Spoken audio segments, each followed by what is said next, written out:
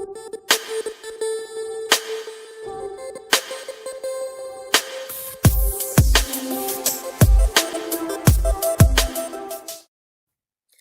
guys! Welcome back to my channel, eLearning PH.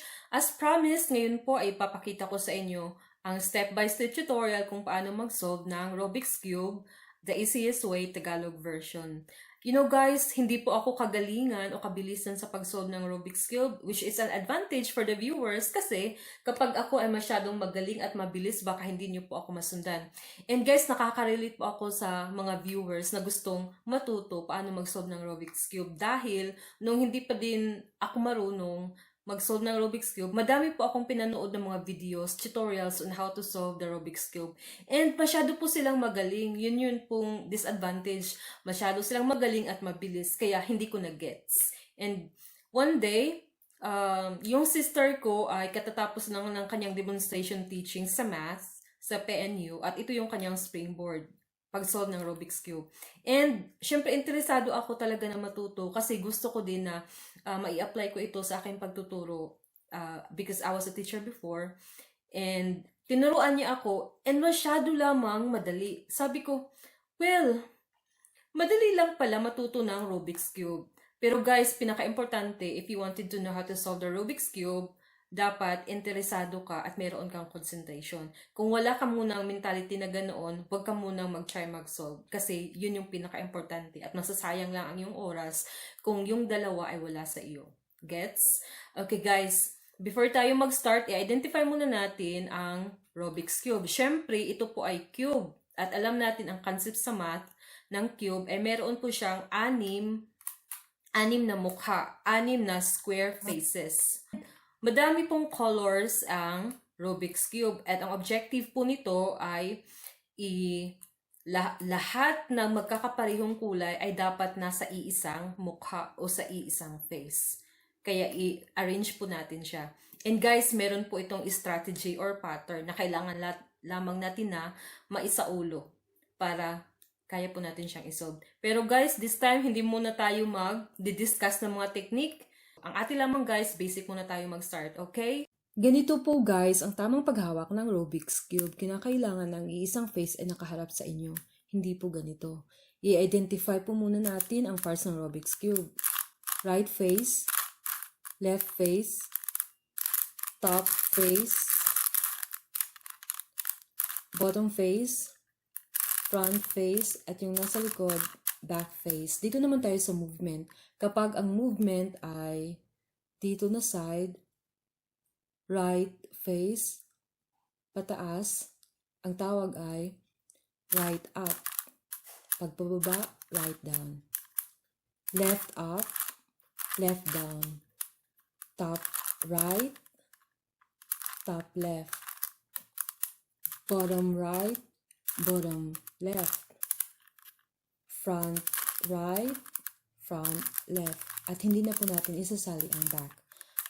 Okay guys, bago po tayo mag-start, ay hanapin po muna natin ang puti na nasa gitna at kinakailangan ay nasa top face po siya. Okay, ito po, nahanap na po natin. Ito po yung merong print na Rubik's Cube. So, dapat andito po siya sa top face. Alam naman po natin guys na ang goal ng Rubik's Cube ay kinakailangan ma-arrange natin na dapat nasa iisang face ang iisang kulay. So, kinakailangan po dito guys sa top, puti po ang kulay nito. At pag mag-solve po tayo, unahin po muna natin ang first layer, then second, and last ang third.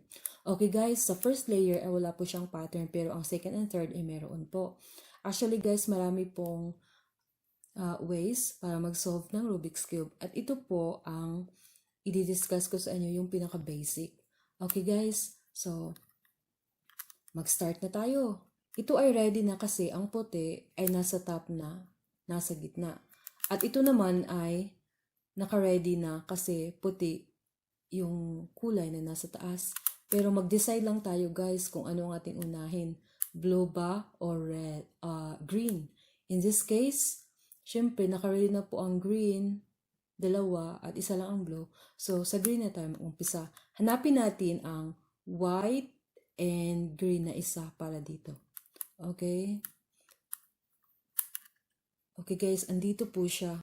So, ito po yung face na sinusolve natin. So, yung white and green ay nandito, dalhin po natin siya dito. Okay? I-move po natin siya para mapunta dito. There you go. Andito po siya sa gilid. Okay? Pwede po naman natin siya dalhin dito. Pwede dito, pwede dito. Okay. In this case, kinakailangan dalhin natin ang white dito at saka green. Pero paano yan? Paano ito ay mapunta dito? Pag ganito po guys ang case na ang kulay na ating dapat sana na i-arrange dito ay nasa gitna siya. Napabilang siya dito sa right face. So ito po ang ating movement. Down po tayo guys. Right down. So andito na po siya sa kabila. Dalhin po natin siya dito sa front face. Okay? Okay. So, ang nangyari po, pag napansin niyo nawala na yung na-arrange na white and green. Ang tawag po doon ay sinakripisyo po natin siya para lamang na ang green and white ay ma-arrange natin dito. At wag po tayo mag-alala guys kasi madali lamang itong ibalik. Okay guys, andito na po siya, white and green. Dalhin po natin siya dito. Hindi po siya ready na kung itataas po natin. Nauna po yung green kaysa sa white. So, pag ganyan po guys, ang movement po natin ay ganito. Ready? 1, 2, at iikot po natin ang bottom face. Ayan na po siya guys. Ready na. Nakauna na ang puti. So, ready na natin siya i-up. Okay? There you go. At yung nawala dito na white and green, makikita din lang natin yan sa bottom. Andito siya. So, napabilang siya dito na face. Igalaw po natin right down.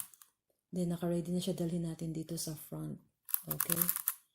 There you go. Nauna na ang puti. So, ready na siyang i-up. Right up. There you go. Nasolve po natin guys ang unang linya ng first layer na white and green.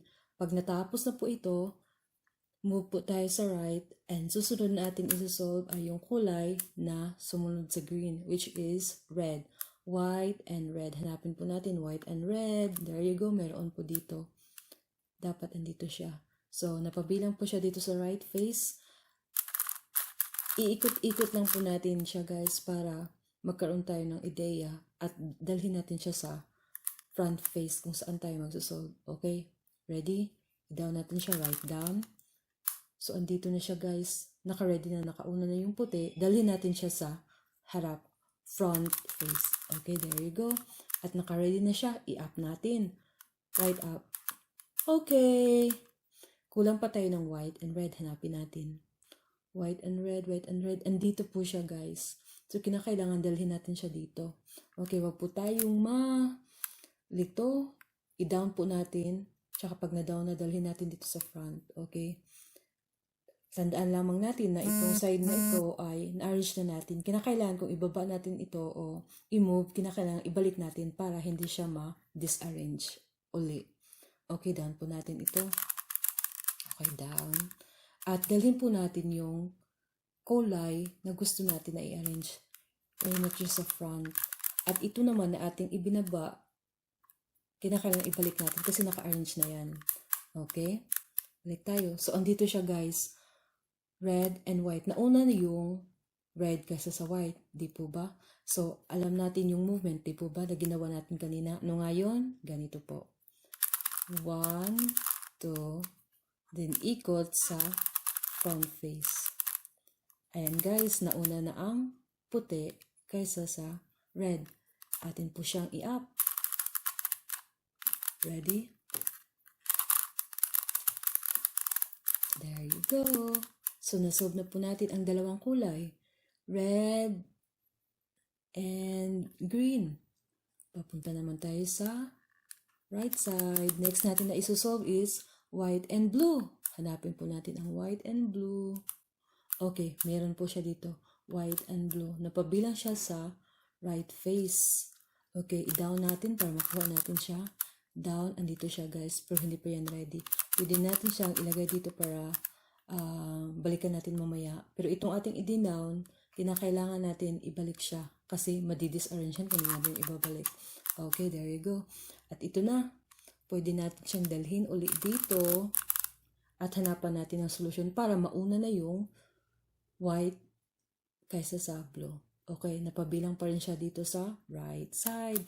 I-down right natin. Andito siya, nauna na ang white kaysa sa blue. At dalhin natin siya ulit. Okay? Try natin mag-up. Right up. There you go. Na-ready na. Kulang pa tayo ng white and blue. Maghanap pa tayo. Ito lang siya guys. Andito lang. Okay, malapit lang. Napabilang siya dito sa left face. At kinakailangan i-down natin ito para mapunta dito at saka natin itaas. Okay? Left down. Andito siya guys. So ito yung face na sinusolve natin. Dalhin natin. Kung gaya din lang ng nagawa natin kanina, pupunta, ma-arrange natin siya dito. Kinakailangan, ito ay sakripisyo natin. So, mawala ito mamaya, pero madali din lang siyang hanapin. Okay? Balikan natin.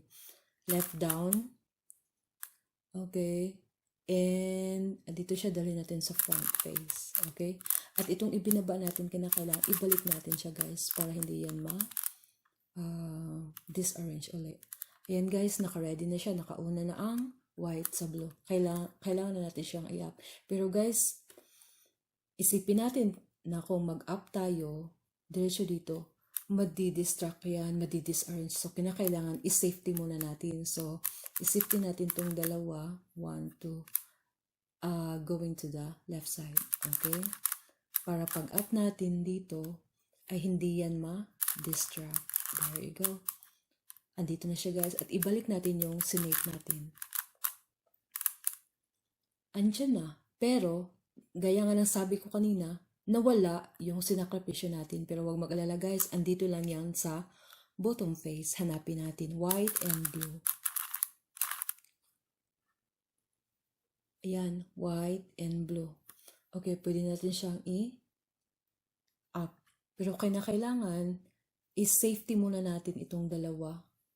Kasi naka-arrange na yan. Pag i-didiretso natin siya ng left up, madi-disarrange yan. So, gawin muna natin.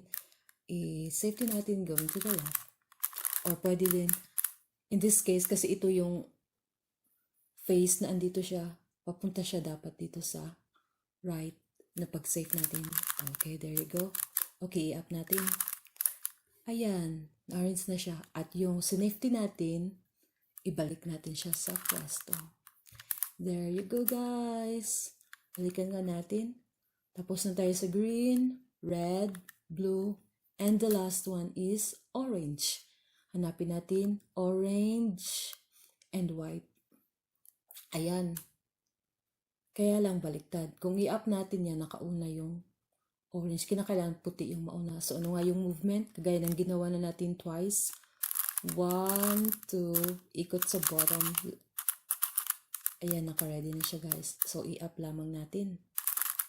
Okay, there you go. At na-solve na po natin ang first layer. All orange, all green, all red, and all blue. And white siya lahat. Ayan guys. So, automatic na yan. Ang next level, ito, dapat, kung anong kulay dito, ganoon din ang kulay dito. Mag-solve tayo sa second layer. See? Kung anong kulay dito, ganoon din dito. Same with here. And here. There you go, guys! Thank you so much, guys. So, ang next video po natin ay magsusolve po tayo ng second layer. For the meantime, kinakailangan i-practice nyo po muna ang first layer. Kasi, kung nahihirapan pa kayo sa first layer, tapos mag-proceed na tayo sa second layer, mahihirapan po kayo lalo kasi meron po itong pattern. And I'm sure, guys, na mas madali nyo makuha ang second layer kasi meron siyang pattern. Okay? See you around. Bye!